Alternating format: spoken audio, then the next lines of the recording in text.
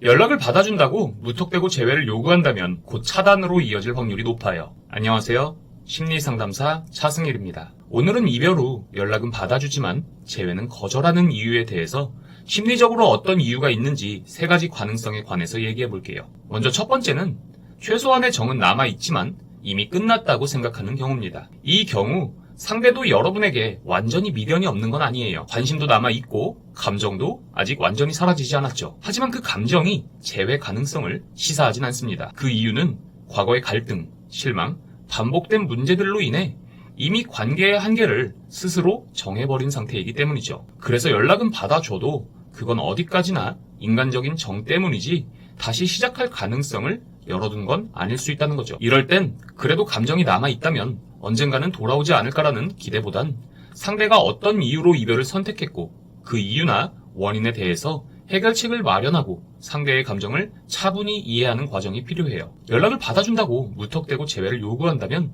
남아있던 최소한의 감정마저 사라져 곧 차단으로 이어질 확률이 높습니다. 두 번째는 상대가 나를 통해 안정감을 얻고 있는 경우입니다. 이 유형은 내가 아직 상대에게 마음이 남아있다는 점을 이용해 연락을 이어가며 심리적 안정감을 얻는 경우인데요. 특히 이별 후 외로움을 많이 타는 성향이라면 연락을 완전히 끊는 것보다 적당한 연결을 통해 감정적인 지지를 받으려는 무의식적 욕구가 작용할 수 있어요. 하지만 동시에 연애 관계로 다시 돌아가는 건 부담스럽다는 생각을 하고 있기 때문에 다시 만나자는 제안에는 선을 긋는 모습을 보이는 거죠. 심리적으로 보면 상대도 아직 감정이 정리되지 않았거나 자신도 그 감정을 완전히 이해하지 못한 혼란스러운 상태일 수 있어요.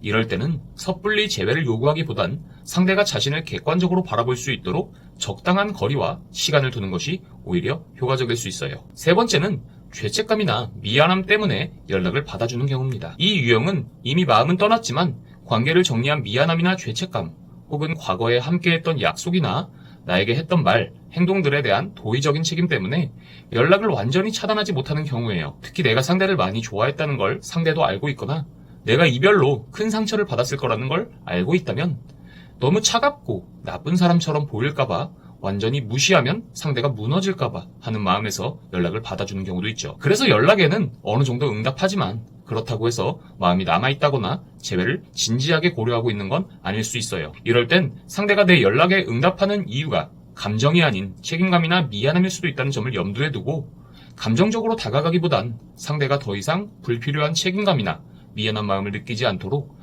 한 발 물러난 태도와 성숙한 모습을 보여주는 게 중요해요. 이런 행동이 상대의 부담을 줄이고 태도를 바꾸는데 도움이 될 가능성이 높기 때문이죠. 정리하자면 연락을 받아준다고 해서 반드시 재회의 긍정적인 신호는 아닙니다. 그 안에는 다양한 심리적인 이유가 숨어 있을 수 있죠. 그래서 중요한 건 상대가 왜 연락은 받아주면서도 재회는 거절하는지를 정확히 이해하고 상황에 맞게 접근해야 합니다. 만약 지금 상황에서 내가 뭘 해야 할지 막막하고 혼자 판단하기 어렵다면 채널 정보란을 통해서 1:1 상담을 신청해보세요. 상황에 맞는 더 구체적인 해결책을 제시해드리겠습니다. 오늘 영상이 도움되셨다면 구독과 좋아요 부탁드리고 다음 영상에서도 유익한 내용으로 찾아뵙겠습니다. 감사합니다.